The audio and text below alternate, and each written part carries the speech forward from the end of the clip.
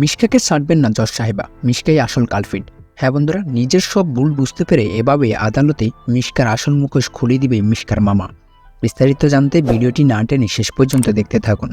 মিশকার মুখ থেকে কথা বের করতে চাইলেও ব্যর্থ হয় পুলিশ, কারণ মিশকা কোনো মতেই কিছু স্বীকার করবে না। বরং মিশকা পুলিশকে স্পষ্ট জানিয়ে দেয় কোনো প্রমাণ ছাড়া মিশকাকে কেউ জেলে আটকে রাখতে পারবে না। আর সেদিন যে রূপাকে মিশকাই গাড়ি চাপা দিয়েছে তার কোনো প্রমাণ নেই, কেউ তাকে দেখেনি। একমাত্র প্রমাণ আছে রূপা, যে কিনা এখন পর্যন্ত কোনো কথা বলতে পারছে না। তাই কোনো প্রমাণ ছাড়া মিশকাকে কেউ জেলে আটকে রাখতে পারবে না। পুলিশ মিশকার কথা শুনে ঠিকই বুঝতে পারে জোরালো প্রমাণ ছাড়া এই মিশকার কিছুই করতে পারবে না তারা। তখন পুলিশ মিশকার বিরুদ্ধে প্রমাণ জোগাড় করতে ব্যস্ত হয়ে পড়ে। ছুটে যায় হসপিটালে রূপার সঙ্গে কথা বলার জন্য।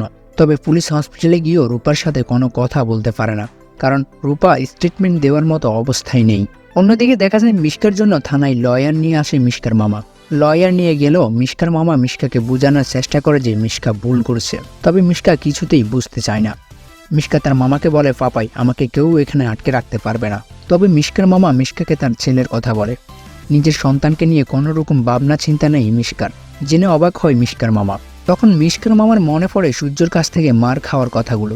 নিজের ভুলগুলো আস্তে আস্তে বুঝতে পারে মিশকার মামা। মিশকার মামা মিশকাকে কিছুতেই বুঝাতে পারছে না যে মিশকা অন্যায় করছে, তার শাস্তি তাকে পেতেই হবে। এরপর যখন মিশকার মামা থানা থেকে নিজের বাড়ি ফিরে যায়, তখন নিজের কর্মকাণ্ডের জন্য নিজে অনুতপ্ত হয়। ভাবতে থাকে যে বহু বছর ধরেই মিশকা এভাবেই চক্রান্ত করে আসছে শুধুমাত্র সূর্যকে পাওয়ার জন্য। নামতে নামতে আজ মিশকা অনেক নিচে নেমে গিয়েছে। শেষমেশ সে নিজের সন্তানকেও সূর্যদীপার বিরুদ্ধে ট্রাম্প কার্ড হিসেবে ব্যবহার করছে। এই ছোট্ট শিশুকেও সে মেরে ফেলতে পারে। মিশকার ছেলের ভবিষ্যতের কথা ভাবতে থাকে তার মামা, আর মনে মনে সিদ্ধান্ত নেয় যে এবার তাকে মুখ খুলতে হবে। এরপর দেখা যায় আদালতে যখন মিশকার কেসের কাজ শুরু হয়, তখন জোরালো প্রমাণের অভাবে কেসটা অন্যদিকে ঘুরে যাওয়ার দিকে। ঠিক তখনই আদালতে হাজির হয় মিশকার মামা, আর জজকে মিশকার সব কুকীর্তির কথা একে একে বলে আদালতেই মিশকার মুখোশ সবার সামনে খুলে দেয় মিশকার মামা। তখন মিশকা কিছু বুঝে উঠতে না পেরে কান্নায় ভেঙে পড়ে। কাঁদতে কাঁদতে মিশকা তার পাপাইকে বলে, পাপাই তুমি আমার বিরুদ্ধে সাক্ষী দিচ্ছ।